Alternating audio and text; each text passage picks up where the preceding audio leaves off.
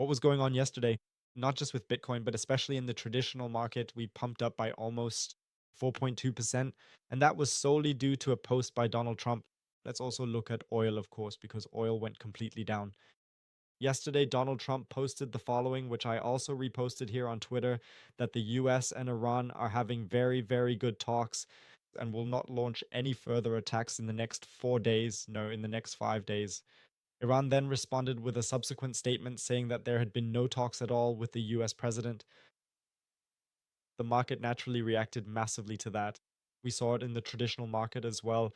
We pumped up massively, caught some of the news movement, and saw something similar with gold. If we take a look at gold, we see the same thing. Gold also pumped up quite a bit. Bitcoin, the same scenario, pumped up nicely, and only oil saw a complete sell-off. We'll look at that too, of course.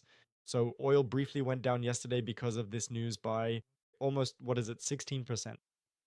What are the full implications of this for the market now? And above all, is this a sustainable movement now? We'll take a detailed look at that in today's video. So if you're new to the channel, feel free to leave a like, scroll down, and don't forget to subscribe. And then I'd say, let's not waste any time here. My cup of coffee is ready. I hope yours is too.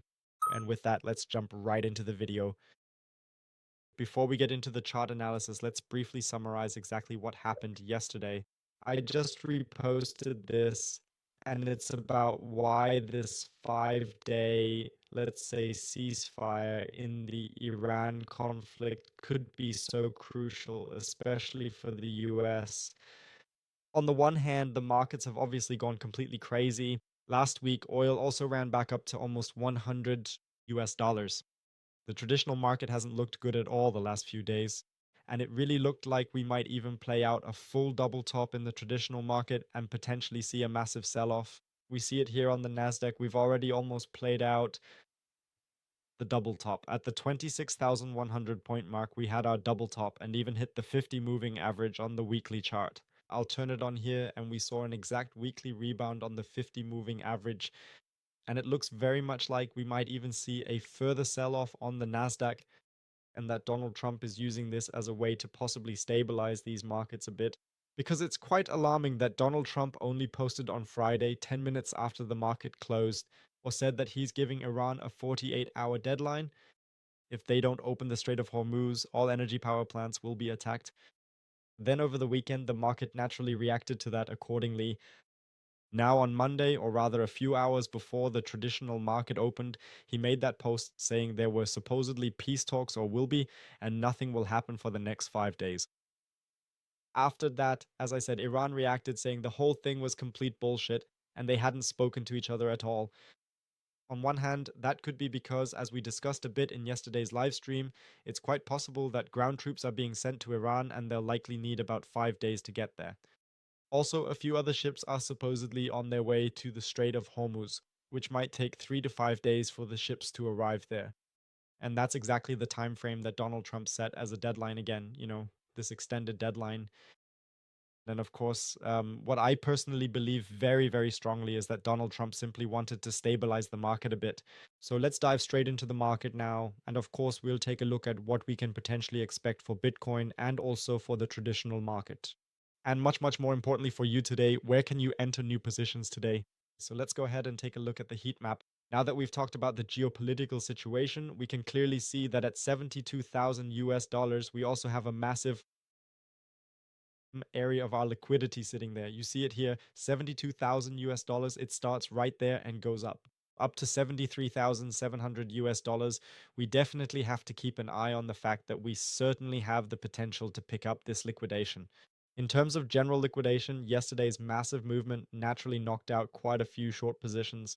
So within 24 hours, nearly 700 million US dollars were liquidated, 360 million of which were short positions. So the market definitely experienced a significant wave of liquidations yesterday. We can see that quite clearly in the liquidation heat map as well. You see from 70,000 US dollars to 71,700 US dollars, we basically wiped out the entire block in just a few seconds or minutes. If we then go down a bit to the 3-hour chart, we also see that some liquidations have now been added below us as well. That means we're now right in this sandwich model. Liquidation block above us, liquidation block below us. It's very, very possible that we'll see exactly that ping pong movement again. liquidation to the downside, liquidation to the upside, and then ultimately moving sideways.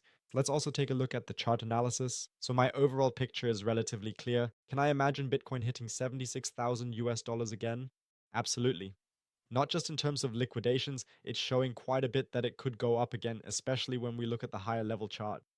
And that's the movement from the last bear market, or rather heading into the next bull run from last year, from the year 2022. If we look at it closely, it would make sense that Bitcoin definitely has the potential to run up to 80,000 US dollars again. And we could potentially see that last final move down to nearly 52,000 or maybe even lower than that. I've already talked a bit more about my strategy and exactly what I'm going to do there. That's where I'll start doing more spot dollar cost averaging step by step. This means, on one hand, continuing to buy into my spot position, but also opening large futures positions. So I'll also start opening new positions at that point. That also means, well, small leverage positions. It'll likely be a 3 to 5 times leverage position, which I'll then ideally let run all the way back up to the top. Otherwise, my goal is naturally very clear, and in my opinion, it's the most important thing you should do in this phase. Anything under 70,000 is a very, very good range for me to keep buying spot. So personally, I'll be buying a lot of spot positions there. I've already shared this with our group, specifically in the community, regarding when I'll be buying the next positions. I can definitely give you this one tip.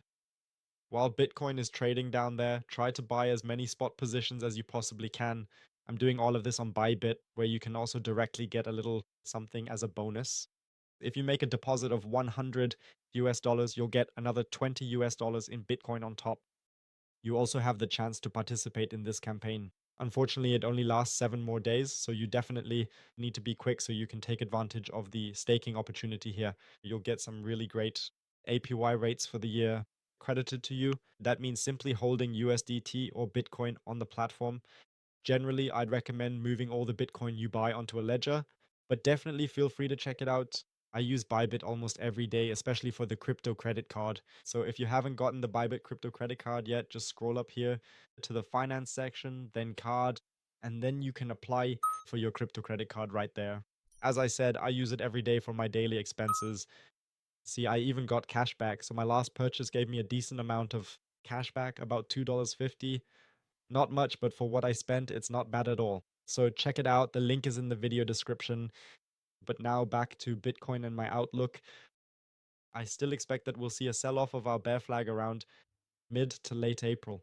We haven't done anything other than potentially reconfirming that exact downtrend line we've had since the all-time high. This makes it a very interesting area for me to expand this position upwards accordingly. I already took some profits on my short position yesterday. I also have a quick trade update here for you. So I took a short position here yesterday and it closed at 86 US dollars in profit. So yesterday was definitely a successful trading day. Generally, my other short position, which is my swing position, is still open and running at 17,000 US dollars in profit. I've already taken out 10,000 US dollars. It stays open as it's been since 74,000 US dollars, and I won't be changing anything there. Let's also take a look at the lower time frame to see where there are opportunities to enter new positions today. That would definitely be here if we take a look at the 15-minute chart. Or generally, not just looking at the 15-minute chart. I'm obviously looking here clearly at a short position on the 50 EMA. Otherwise, we also have an imbalanced zone above us. And if we go into the 4-hour chart, you can see that quite well. That would be more for the people who are into swing trading or day trading. We have the opportunity in the range of nearly 72,000 to 73,000 US dollars. And if you were paying attention at the beginning of the video, exactly, that's precisely where our range of all the liquidation zones is located. Possibly getting another push in there to then catch the next move. So that's an area I'm definitely keeping an eye on. 50 moving average, 72,100 US dollars up to nearly 72,800 US dollars is definitely a very, very interesting short area where you can take a position. Furthermore, of course, we have our level up there at 75,000 US dollars. That's the top of our bear flag, which has definitely provided a very, very good short entry opportunity over the last few days or weeks. Would I open any long positions right now? For now, I'd wait a bit on my end. Sure, if we go into the 5-minute chart, we had a wonderful move there. We did. I already mentioned it yesterday. I like Bitcoin very, very much. In general, if we look at the traditional market, Bitcoin looks significantly stronger there. For example, on the NASDAQ, we've already seen the cross on the 15-minute chart. That means I can even imagine the following movement happening on the Nasdaq. We'll retrace this entire news-driven move.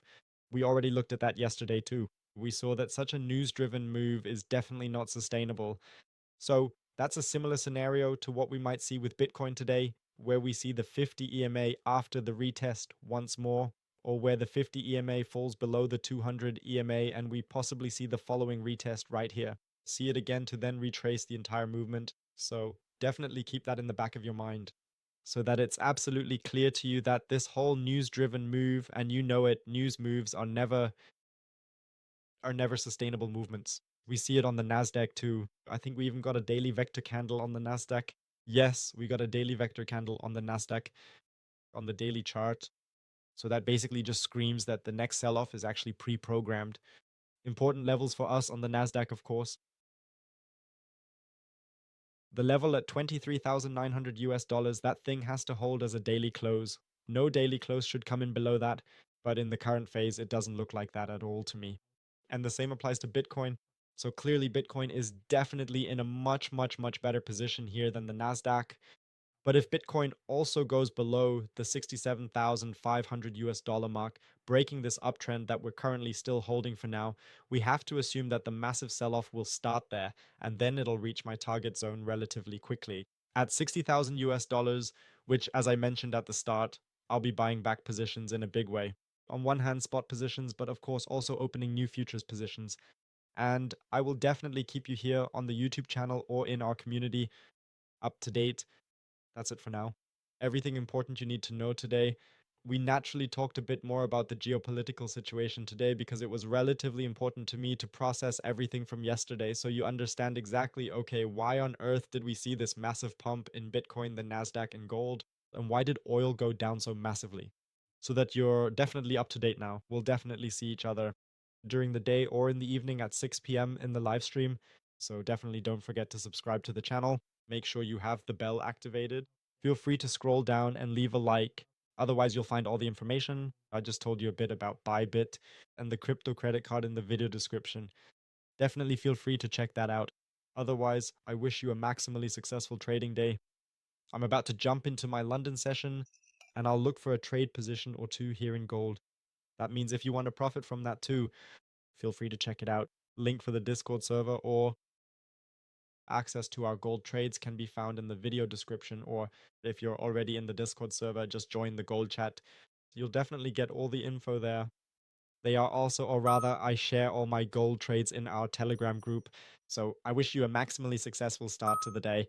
And then I'd say we'll see each other today at 6 p.m. in the live stream.